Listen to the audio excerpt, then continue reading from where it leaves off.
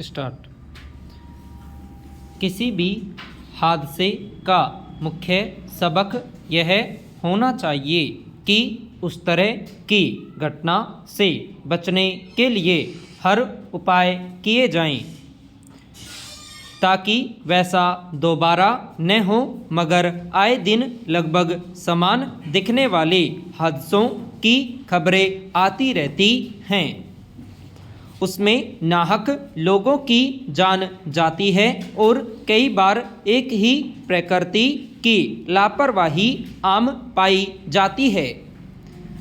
गोवा के एक night club में शनिवार रात जिस तरह आग लगी और उसमें कम से कम 25 लोगों की जान चली गई, उससे फिर यही पता चलता है कि सुरक्षा और व्यवस्था संबंधी जरूरी पक्ष को लेकर लापरवाही के नतीजे क्या हो सकते हैं। आग लगने के वास्तविक कारण जांच के बाद ही सामने आएंगे, मगर किसी भी जगह ऐसे हादसे में जान माल की क्षति का मुख्य कारण बचाव के पर्याप्त इंतजाम न होने से आग का तेजी से फैलना होता है। खबरों के मुताबिक गोवा के उस क्लब में भी आपात स्थिति में बाहर निकलने का रास्ता बेहद संकरा था, जिसमें कई लोग फंस गए। विडंबना यह है कि नाइट क्लब या ज़्यादा लोगों के जमावड़े वाली जगहों पर चकाचौंध पैदा करने के लिए भारी खर्च किए जाते हैं, लेकिन आपात स्थिति में बचाव को लेकर अमूमन सभी जरूरी पहलुओं को लेकर घोर लापरवाही बरती जाती है। पैरा। किसी भी हादसे की स्थिति में सबसे बुनियादी और प्राथमिक जरूरत बचाव का उपाय होती है, मगर जानमाल के व्यापक नुकसान की लगभग सभी घटनाओं में कारण के तौर पर एक विचित्र तरह की समानता पाई जाती है कि वहाँ अग्निशमन की व्यवस्था या तो नहीं थी या फिर वह काम नहीं कर रही थी।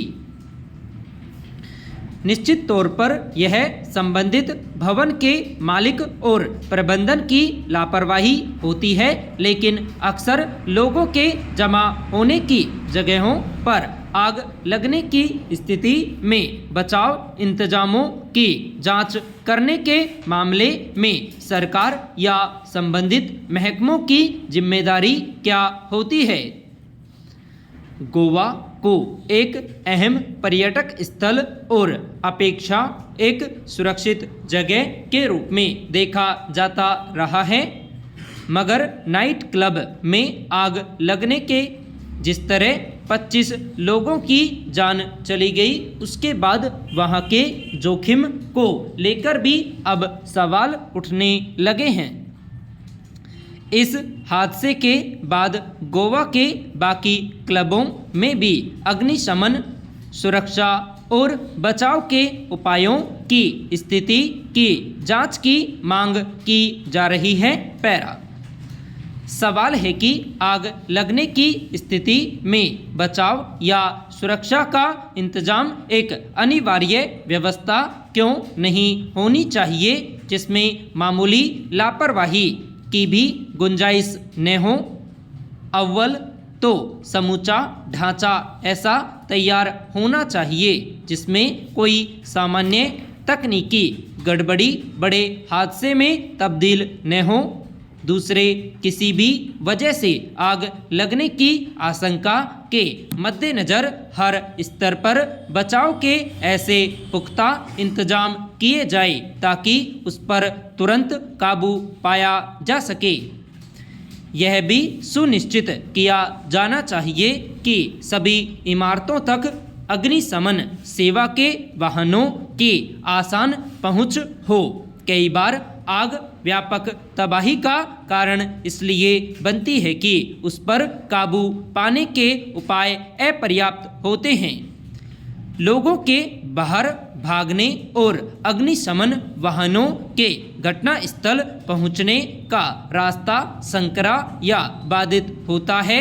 हादसे और उसमें लोगों की मौत के बाद सरकार तथा प्रशासन की ओर से कुछ लोगों के खिलाफ कार्रवाई और हताहतों या उनके परिजनों के लिए मुआवजे की घोषणा की औपचारिकता जरूर पूरी की जाती है, लेकिन नियम कायदों पर अमल को लेकर अगर प्रशासनिक सक्रियता सामान्य दिनों में भी कायम रहे तो शायद कई त्रासदियों से बचा जा सकता है। पैरा शादी समारोह या जश्न के दौरान खुशी का इजहार करने के लिए हथियारों का प्रदर्शन और गोली चलाने की बढ़ती मानसिकता न केवल सामाजिक स्तर पर भय का वातावरण बना रही है, बल्कि इससे अपराध का एक नया रूप भी उभरकर सामने आ रहा है। खुशी की इस तथाकथित अभिव्यक्ति से आए दिन निर्दोष लोगों की जान जा रही है। उत्तर प्रदेश के एटा जिले में हाल ही में विवाह समारोह के दौरान ऐसी ही एक घटना में 2 नाबालिग लड़कों की मौत हो गई और जश्न का माहौल अचानक मातम में बदल गया। सवाल है कि इस तरह की गैरकानूनी गतिविधियों पर आखिर रोक क्यों नहीं लग पा रही है। पुलिस भी तभी कार्रवाई करती नजर आती है जब जश्न में गोली चलने से किसी की मौत हो जाती है। अगर कोई अनहोनी न हो तो समारोह में उत्साह और प्रसन्नता दिखाने के लिए गोली चलाने को आमतौर पर सामान्य माना जाता है। इसी लापरवाही का नतीजा है कि इस तरह की घटनाओं में जान जाने का जोखिम हमेशा बना रहता है। पैरा दरअसल विवाह समारोह और अन्य निजी कार्यक्रमों में हथियारों का प्रदर्शन तथा हवा में गोली चलाने का चलन अपनी शान दिखाने का जरिया बन गया है। सामाजिक और मानवीय पहलू से इस बात पर भी विचार करना जरूरी है कि समारोह के आयोजकों की ओर से अपने रिश्तेदारों और संबंधियों को अपने साथ हथियार लाने की अनुमति देना क्या उचित है, जबकि खुशी में गोली चलाने से किसी की मौत हो जाने की खबरें आए दिन आती रहती हैं।